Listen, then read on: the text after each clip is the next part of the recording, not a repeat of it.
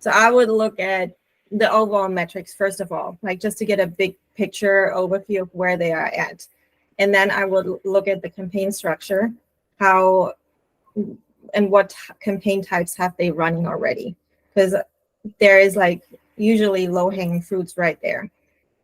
And then from the campaign structure, I also want to see, like I said earlier, if they are segmented by brand versus non-brand, and even segmented by competitors. Sometimes brands also have like mixed keywords and ASIN targeting. Like you want to have a clean picture there and a clean structure.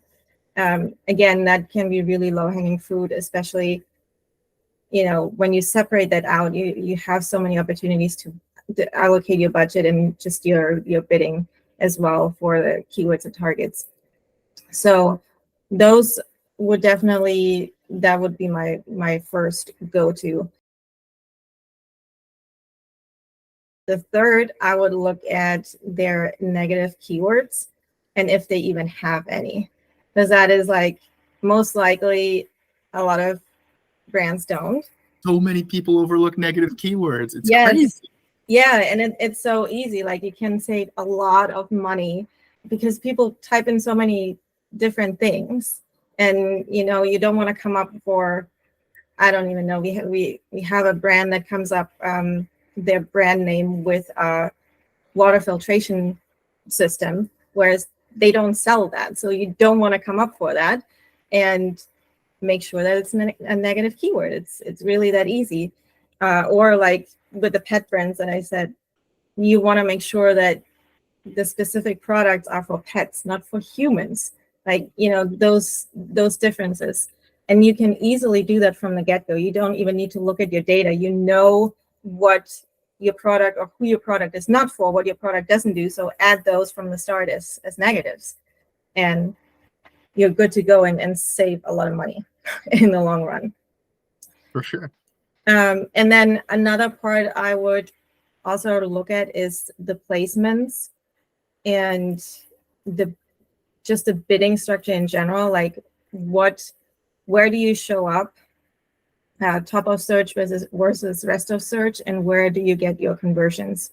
And then make sure that, you know, that is aligned in, if it's top of search, make more top of search campaigns. If it's rest of search, then really save those keyword bids or target bids, and you can allocate the budget somewhere else. And then another one, also making sure that you have different types of keywords, not different types of keywords, but different match types.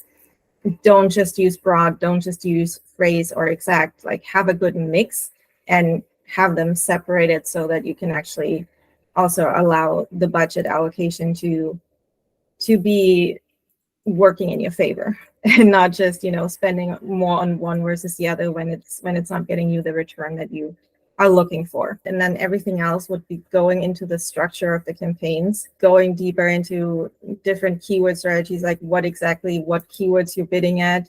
Is it like too broad? Is it needs to be long tail? Going more into the reporting of Amazon. But I think like when you first get a picture of the account, where the metrics are at, and also understanding where the client wants to be at, I think that's another piece. Like, what are your goals when they say, yeah, I want to make 10 million on Amazon, but right now you make 1? It's like, okay, let's see what we can do with this, because that's a big jump, right? So we want to set realistic expectations in that regard too.